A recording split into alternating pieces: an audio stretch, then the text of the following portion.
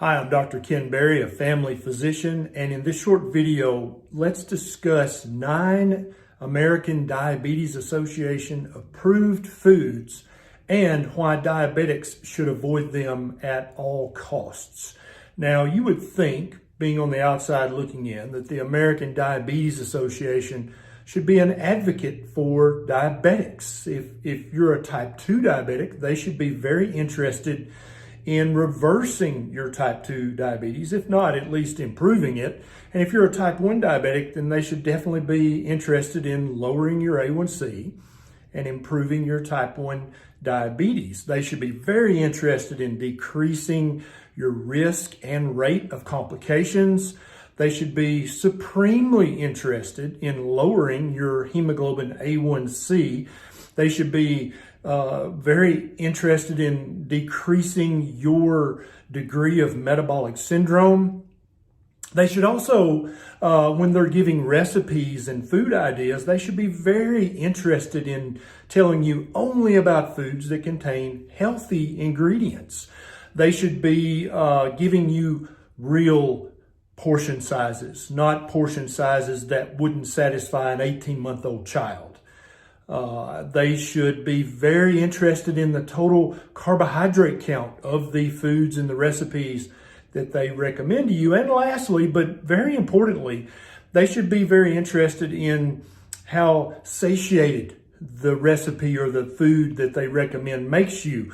It should keep you full and happy for hours. It shouldn't leave you looking for your next snack in an hour or two, like many of the ones down below do.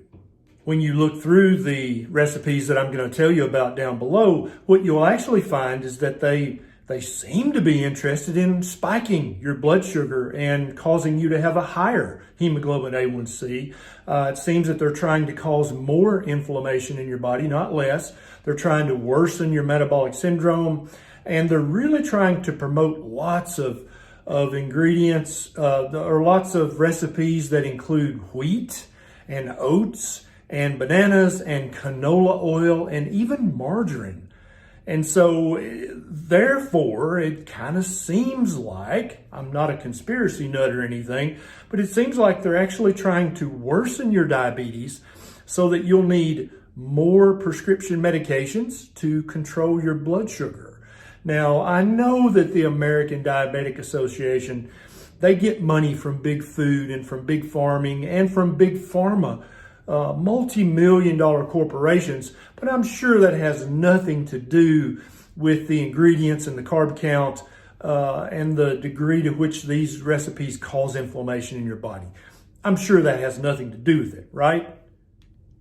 If you know a type 1 or type 2 diabetic who is struggling with getting their blood sugar down, their hemoglobin A1C down, losing fat, and trying to live a longer, happier life, a type 2 diabetic who's trying to reverse it completely, or a type 1 diabetic who's trying to just get better numbers and decrease the risk of terrible complications, please share this video with them. You're welcome to share it on Facebook, on Twitter, Instagram, wherever you think you can help me to help the most diabetics understand that just because it's recommended by the American Diabetes Association, that don't mean it's good.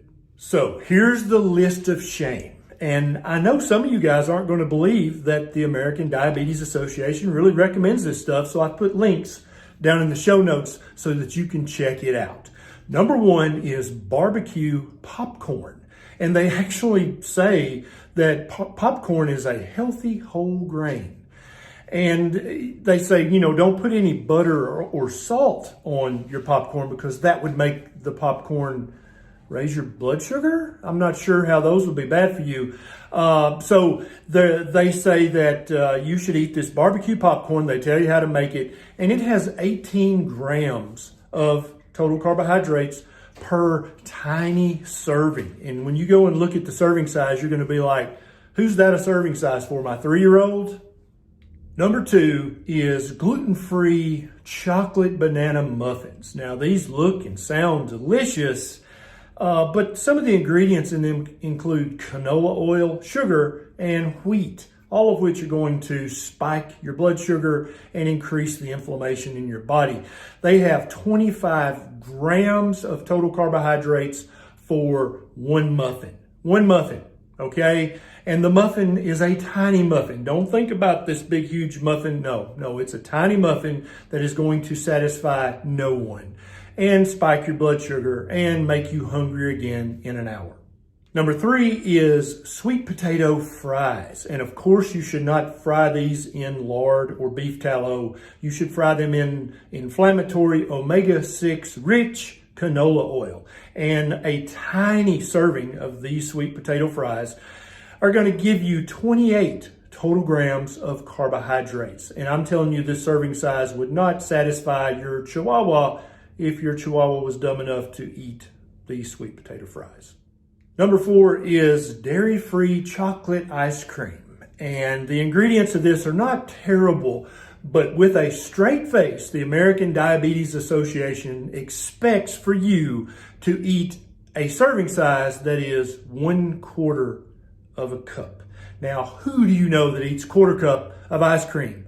A 2-year-old child would want to eat more than a 1/4 cup. So basically, this is a ruse. They're not helping you in any way. They're basically saying, oh, eat some chocolate ice cream, but it's only diabetic friendly if you eat a 1/4 cup. Thanks.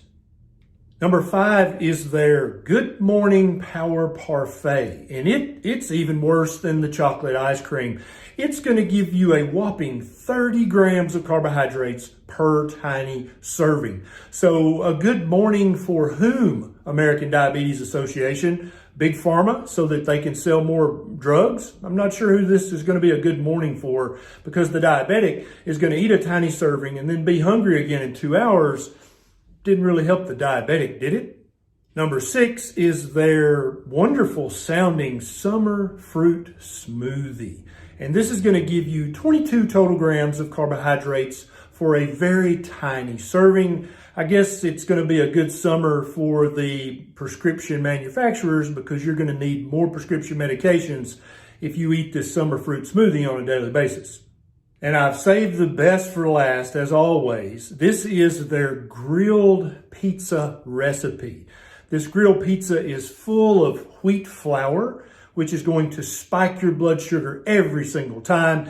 You're going to get the tiniest sliver of pizza that you've ever eaten in your life, and we're going to call that a serving size. And it's going to give you 30 grams of total carbohydrates. And literally, it is a bite of pizza. That's what the serving size amounts to. So the American Diabetes Association is not really helping a diabetic to be healthier in any way by giving them these misleading recipes. I'm not sure who they think they're helping.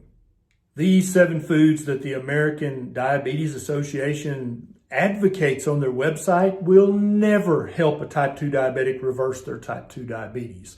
These foods will never help a type 1 diabetic to lower their A1C and their risk of terrible complications. These diabetic recipes will never help you lose fat. All they're going to do is help you have a higher blood sugar, be hungry more often, and wind up needing more prescription medications in order to try to control your blood sugar. If you would like to actually reverse your type 2 diabetes or improve your A1C as a type 1 diabetic and reduce your risk of devastating complications, please click on my Keto 101 playlist. It's going to pop up here at the end of the video, and watch those videos. Those videos are full of delicious, satiating foods that you can eat as much as you want, and they won't spike your blood sugar whatsoever. Now, I don't want you to take my word for this, and I also definitely don't want you to take the American Diabetes Association's highly prestigious word for this. I want you to check everything I say and everything they say with your glucometer. After you've eaten one of these recipes, if you still believe them, wait an hour and check your blood sugar. Then you'll never eat that food again. Hopefully you've got a continuous glucose monitor, or a CGM, that goes here, that gives you a reading of your blood sugar every 5 minutes, because that's going to be the truth. That's going to tell you immediately, is Dr. Berry right, or is the American Diabetes Association right? Because you should only eat foods that don't spike your blood sugar in any worrisome way. I'm sorry I got a little snarky in this video. I hope I didn't offend anyone except maybe the ADA. I don't really mind if I offend them because they're hurting diabetics. If you enjoy videos like this, please take a second and click that subscribe button right down below this video and the little bell button right beside it so that every time I have a bright idea or a snarky opinion, you'll get a notification and you'll be one of the very first to know. If my videos have helped you to improve your diabetes in some small way, please click on my Patreon link. It's down in the show notes. It's a super quick sign up and you can throw a buck or two my way since I'm not sponsored by Big Farming or Big Food or Big Pharma to help me have more time and more resources to make videos just like this. I'm Dr. Barry. I'll see you next time.